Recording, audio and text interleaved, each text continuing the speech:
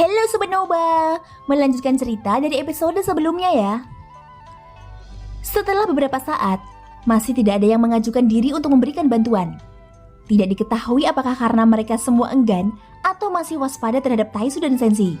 Namun alasan utamanya mungkin karena ini adalah konflik antara dunia besar, yaitu Taisu dan Senshi. Meskipun Taisu adalah pihak yang menyerang, namun diperkirakan perang yang terjadi pada akhirnya jauh lebih tragis dibandingkan konflik di dunia lainnya. Oleh karena itu tidak ada dunia lain yang berani terlibat secara terbuka dalam perselisihan semacam itu. Bagaimanapun satu tindakan ceroboh bisa berakibat buruk bagi mereka sendiri. Keheningan di sekeliling tampaknya membuat nomor 6 sedikit canggung. Tetapi dia tetap tenang dan tidak berbicara lagi. Setelah dirasa nomor 6 tidak angkat berbicara lagi, nomor 7 mengerti bahwa sekarang gilirannya berbicara. Bayangan hitam yang dikatakan nomor 2, sebenarnya aku pernah melihatnya sekali di dunia Taisu. Hanya saja aku tidak tahu apakah itu merupakan eksistensi yang sama, ucap si nomor 7. Pupil mata Xiaoyan tiba-tiba menyusut saat mendengar ini. Namun dia tidak menunjukkan reaksi apapun dan memilih tetap tenang. Taisu saat ini sedang menjalani perbaikan besar-besaran. Bisa dikatakan ribuan pasukan siap berangkat. Aku cukup beruntung bisa menyaksikannya. Saat itulah aku juga kebetulan melihat bayangan hitam yang mirip dengan apa yang dikatakan nomor 2. Dia tidak memiliki wajah. Wajahnya tampak seperti bintang yang berputar-putar. Aku tidak tahu apakah bayangan itu sama dengan yang dimaksudkan nomor 2. Jika memang benar, maka dapat dipastikan bahwa mereka muncul di setiap pertikaian dunia. Mungkin bukan mereka yang menyebabkan perselisihan, namun mereka ikut berkontribusi, sehingga membuat perselisihan antar dunia semakin intens, ucap nomor 7. Baru sekarang Xiaoyan sedikit paham mengapa nomor 2 sangat membenci bayangan hitam itu. Keberadaan dan perannya sama saja dengan menempatkan seluruh dunia dalam kesulitan. Tapi pasti ada alasan lain kenapa nomor 2 begitu membencinya, sehingga dia terus memburunya. Tidak hanya di dunia Taisu. Saat aku melakukan perjalanan antar dunia untuk berdagang sandal jepit, aku juga melihat bayangan hitam itu lagi. Tampaknya mereka ada di setiap pertikaian untuk menyeimbangkan dunia, ucap nomor 7 melanjutkan. Dari apa yang dikatakannya, bayangan gelap ini sudah menjalar ke berbagai dunia. Lebih tepatnya mereka selalu ada di setiap perang dunia. Mungkin mereka tidak ada untuk memicu perselisihan, tapi menyeimbangkan dunia, ucap nomor 7. Menyeimbangkan dunia? Mereka selalu ada di setiap perang terjadi. Mereka tidak peduli dengan ribuan makhluk hidup yang lenyap karena perang. Lalu di mana teori keseimbangannya? Ucap nomor 2. Setelah mendengar beberapa penjelasan nomor 7, sosok nomor 2 langsung menanggapinya dengan dingin. Meski tidak bisa merasakan nadanya, tapi dari kata-kata yang dia ucapkan, dia tidak setuju dengan analisis nomor 7. Mereka mengontrol makhluk hidup untuk menyeimbangkan sumber daya. Mungkin hanya pendekatannya yang berbeda, tetapi tujuannya mungkin sama, ucap nomor 7 masih memegang pendapatnya. Namun dia tidak bermaksud menyerang nomor 2. Mereka muncul tanpa ada paksaan, dan dunia tidak akan binasa setelah mereka muncul. Walaupun ada beberapa orang yang mati, namun ada beberapa orang yang akan menjadi makmur. Aku bisa berbicara seperti ini karena hanya aku yang bisa melihat bayangan ini dengan jelas. Tentu premisnya adalah ia tidak ingin orang lain melihatnya, ucap nomor 7. Dia menceritakan semua yang dia ketahui. Sebagai seorang pedagang kopi yang bisa berkelana di banyak dunia, tidak ada yang berani meremehkan kepandaiannya. Saat ini Xiaoyan merasa bahwa dia harus lebih sering berinteraksi dengannya. Bukan hanya karena tentang pertukaran barang di antara mereka, tetapi yang paling penting adalah ia berkelana di seluruh dunia sehingga informasi yang dia miliki berada di luar imajinasinya. Karena nomor 7 bisa mengatakan sesuatu seperti itu, aku yakin kamu seharusnya mengatakannya atas dasar yang kamu lihat sendiri. Bukan sekedar omong kosong yang dibuat-buat, ucap nomor 2. Setelah hening beberapa saat, akhirnya nomor 2 menyetujui pendapat nomor 7. Bisa dianggap bahwa sosok nomor 2 merupakan orang yang bijak dan tidak egois. Setelah memikirkannya lagi, aku merasa bayangan yang sebelumnya kulihat di dunia Taisu cukup berbeda. Saat aku melihat wajah bayangan hitam itu di Taisu, aku benar-benar menyadari bahwa dia sedang mengawasiku. Bagaimanapun ini tidak pernah terjadi sebelumnya, ucap nomor 7. Apakah maksudmu keberadaan ini bercampur dengan beberapa hal yang seharusnya tidak ada? Ucap nomor 2. Aku masih ragu. Sekarang kita bahkan tidak tahu siapa mereka sebenarnya. Tidak ada cara untuk mendapatkan kesimpulan. Jadi aku tidak bisa memberikan jawaban pasti, ucap nomor 7. Kalau begitu aku akan terus menyelidikinya. Aku ingin melihat kekuatan macam apa yang menimbulkan badai konflik. Ucap nomor 2. Saat ini Xiaoyan hanya mendengar percakapan di antara nomor 2 dan nomor 7. Dia teringat jantung biru istana surga manusia. Dia meyakini bahwa mereka ada kehubungan dengan kekuatan ini. Saat di dunia iblis kuno, sosok bayangan hitam itu muncul dan mengendalikan sisa jiwa Ningyo dan Tianxun. Dengan dukungan kekuatan ini, 10 raja roh dari istana surga manusia mencapai tubuh abadi dan menyebabkan banyak masalah bagi Sensi. Jika bukan karena Zuzang menekan kekuatan mereka, maka dampaknya mungkin akan lebih besar. Aku merasa ciri-ciri mereka seperti organisasi yang disebut pengendali kehancuran. Tepat setelah nomor 2 dan nomor 7 selesai berbicara, sosok nomor 8 yang sebelumnya diam dan hanya mendengarkan tiba-tiba berkata, "Pengendali kehancuran." Jelas ini pertama kalinya semua orang mendengar organisasi tersebut. Namun dari nama ini memiliki kesan bahwa organisasi ini tidak biasa. Mereka memiliki kekuatan untuk mengendalikan kehidupan dan kematian. Kehancuran dunia manapun ada hubungannya dengan mereka. Aku hanya tahu organisasi ini sampai batas tertentu. Adapun lebih detailnya, aku juga tidak tahu. Tetapi ketika mendengar deskripsi kalian, itu sangat mirip dengan mereka. Ucap nomor 8. Meskipun nomor 8 hanya memberikan sebuah nama, namun setidaknya itu dapat memberikan sedikit petunjuk. Senang rasanya mengetahui nama organisasinya. Kita bisa mulai dari aspek ini untuk menyelidikinya. Ini bisa dianggap sebagai kemajuan daripada tidak tahu apa-apa. Ucap si nomor 2. Setelah semua orang hening, sekarang giliran Xiaoyan yang berbicara. Pertemuan ini membuat Xiaoyan merasa tertekan. Karena dengan kekuatannya saat ini, dia tidak bisa mencapai level yang bisa dinilai oleh orang-orang kuat di sini. Setelah berada di dunia iblis kuno, Xiaoyan hampir kehilangan semua informasi tentang Sensi. Oleh karena itu untuk sementara waktu dia bingung harus mengatakan apa. Tapi saat ini Xiaoyan mewakili Taisu, bukan Sensi. Dengan identitas palsunya sekarang, Xiaoyan bisa berbicara seenak jidatnya.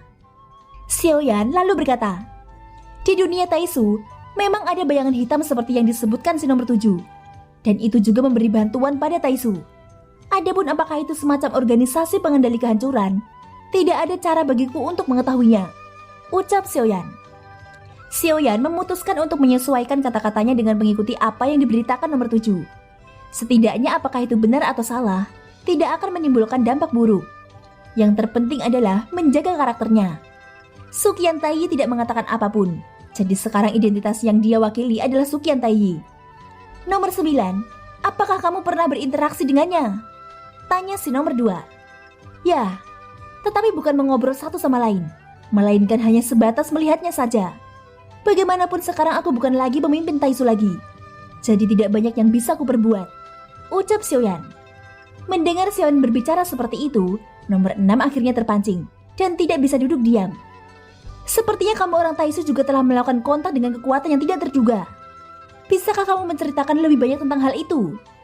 Bantuan apa yang diberikannya pada Taisu? Ucap nomor 6 mencoba mempersulit Xiaoyan. Mengingat hubungan antara duniamu dan duniaku sekarang, tentu saja tidak nyaman jika rahasia seperti itu terungkap. Ucap Xiaoyan langsung menolak penjawabnya, dan alasannya terdengar sangat masuk akal. Xiaoyan tidak tahu begitu pernyataan ini keluar, kelopak mata Suqian Taiyi berkedut di bawah warna biru samar. Namun tidak ada kemarahan di wajahnya. Sebaliknya sudut mulutnya terus terangkat. Mendengar kata-katamu, sepertinya kamu terlalu percaya diri bahwa Taisu pasti akan menang. Lanjut nomor 6. Ketika keduanya sedang berbicara, tidak ada seorang pun di sekitarnya yang ikut terlibat dalam percakapan. Aku tidak berani mengatakan seperti itu. Meskipun aku berasal dari Taisu, tapi pertarungan dengan Sensi bukanlah dipimpin olehku. Sekarang Taisu tidak lagi di bawah kendaliku. Jawab Xiaoyan dengan tenang. Sayangnya Xiaoyan tidak dapat melihat perubahan ekspresi Suqian Taiyi saat ini. Senyuman yang tadinya terangkat telah menghilang seketika. Reinkarnasi Zuzang, tampaknya dia sudah mengenaliku. Bahwa aku Suqian Taiyi menggunakan identitas Sensi di sini. Zuzang tetaplah Zuzang. Orang ini masih sulit dihadapi, bahkan setelah bereinkarnasi. Sepertinya orang yang kutemukan di dunia iblis kuno seharusnya hanya avatarnya. Jika tidak, dengan metode rahasiaku, bagaimana dia bisa melihat siapa aku yang sebenarnya? Mengingat kecerdikannya, sepertinya dia juga mengerti dengan semua yang kukatakan. Gumam Suqian Taiyi. Dari awal dia sudah mengkonfirmasi identitas Xiaoyan. Namun karena kekuatan Xiaoyan terlalu lemah, dia merasa bahwa Xiaoyan yang dia temui hanyalah sebuah avatar saja. Untuk Suqian Taiyi yang memiliki tujuan merebut tahtanya kembali, Apakah itu avatar atau tubuh asli? Tidak ada perbedaan selama tujuannya tercapai. Xiaoyan lalu berkata, perang antar dunia bukanlah keputusan yang bisa dibuat oleh satu orang saja. Tidak peduli seperti apa dunia kita tidak perlu membawa kebencian di sini. Mungkin semuanya masih bisa berbalik, ucap Xiaoyan. Saat rubah tua seperti Su Qiantai mendengar kata-kata ini, dia sekali lagi merasa dikalahkan. Dia yang pertama kali menggunakan identitas Sensi, dan Xiaoyan membalasnya menggunakan identitas Taisu. Sekarang Xiaoyan juga menggunakan kartu identitas ini untuk memberitahu Su Qiantai bahwa dia bukanlah orang bodoh. Dia mengetahui banyak hal, hanya saja tidak semua hal yang bisa diungkapkan lewat sini.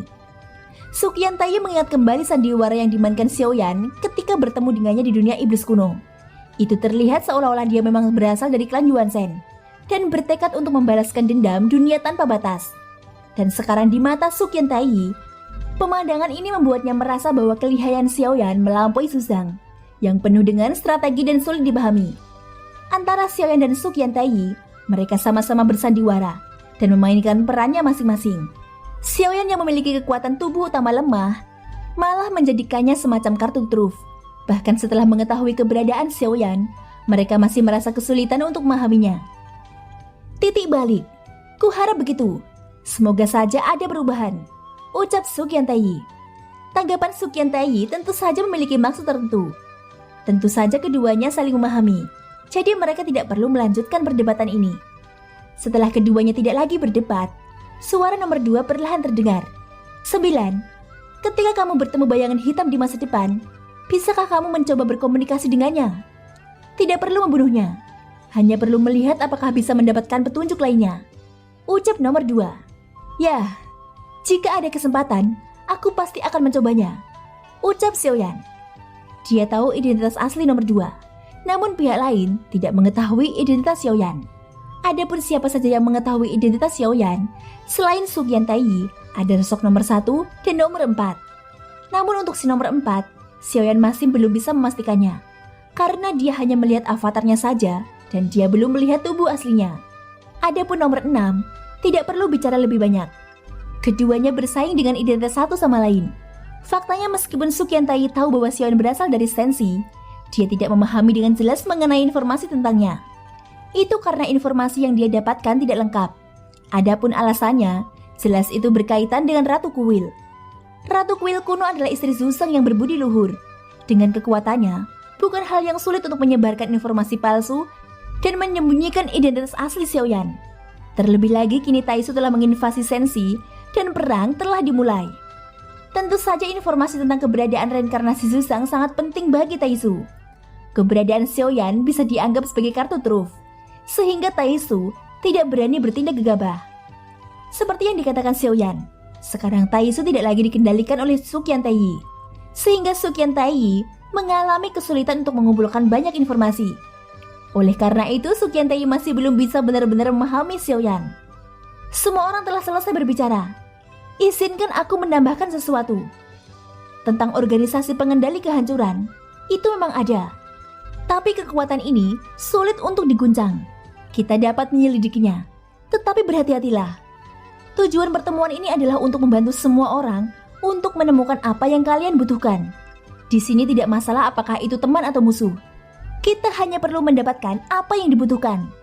Sekarang, apakah masih ada permintaan atau titipan khusus? Jika tidak ada, maka pertemuan ini akan berakhir di sini, ucap si nomor 1. Setelah selesai berbicara, suara nomor 4 terdengar tergesa-gesa.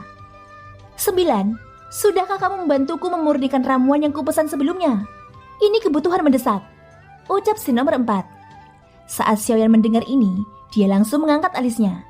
Sebelumnya Xiaoyan mungkin akan percaya pada kata-katanya, tapi sekarang Xiaoyan tahu bahwa nomor 4 ini ingin menggunakan pil itu untuk melahapnya.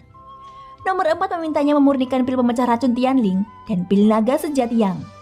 Untuk pil racun pemecah Tianling itu, setelah Xiaoyan memurnikan dan mengkonsumsinya, dia baru menyadari bahwa selain efek detoksifikasi, ternyata pil ini memiliki efek unik dalam menutrisi yin dan mengisi kembali yang. Adapun untuk pil 9 naga yang, itu merupakan pil yang dapat membangunkan masa depan seorang pria sehingga menjadi perkasa.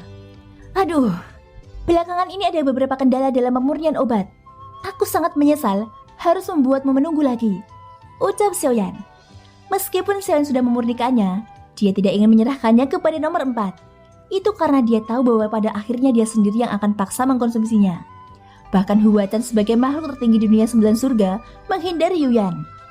Jelas nomor 4 ini bukanlah keberadaan yang bisa ditandingi oleh Xiaoyan. Oleh karena itu Xiaoyan sudah memutuskan di dalam hatinya. Sebelum dia meninggalkan dunia iblis kuno, dia tidak akan menyerahkan pil naga 9 yang kepada nomor 4. Namun jika untuk menghadapi istri-istrinya di masa depan, Xiaoyan perlu menyiapkan satu pil seperti ini dan itu akan sangat berguna. Pada saat ini setelah nomor 4 selesai berbicara, nomor 6 berkata lagi kepada Xiaoyan. 9. Pil obat yang kupercayakan juga sangat mendesak. Bisakah kamu membantuku mempercepat proses pemurniannya? Ucap si nomor 6. Xiaoyan menjadi dingin setelah mendengar ini. Dia sudah tahu bahwa pil racun dari nomor 6 merupakan jebakan. Setelah dia datang ke gerbang kuno, dia ditemukan oleh Suqian Taiyi. Begitu dia melihat slip giok pil beracun darinya. Tidak perlu menjelaskan lebih lanjut tentang alasannya. Suqian Taiyi pasti telah melakukan sesuatu pada slip giok pil beracun ini. Sekarang Xiaoyan tidak akan memberi kesempatan lagi padanya. Adapun token dan slip giok yang dia berikan sebelumnya, Xiaoyan langsung menyimpannya ke dalam batu giok khusus. Dengan cara ini, Suqian Taiyi tidak bisa lagi melacak lokasinya. Seperti yang kukatakan sebelumnya, aku tidak bisa memurnikan pil dengan tepat waktu. Tidak ada cara untuk mempercepatnya. Jika sangat mendesak, aku bisa mengembalikan bahan obat dan ramuannya, ucap Xiaoyan. Dia benar-benar tidak tahan dengan dua orang ini. Satu ingin dibuatkan pil untuk melahap dirinya sendiri, sementara lainnya ingin menggunakan pilnya untuk mengetahui posisinya. Bagi Xiaoyan, keduanya tidak memiliki niat yang baik. Thank you guys sudah mendengarkan ceritaku di episode kali ini sampai akhir. Ikutin terus kelanjutan episode-episode berikutnya ya. Jangan lupa dukung terus channel Robarta dan jangan lupa subscribe juga. Semoga hari kalian menyenangkan. Sampai jumpa dan bye-bye.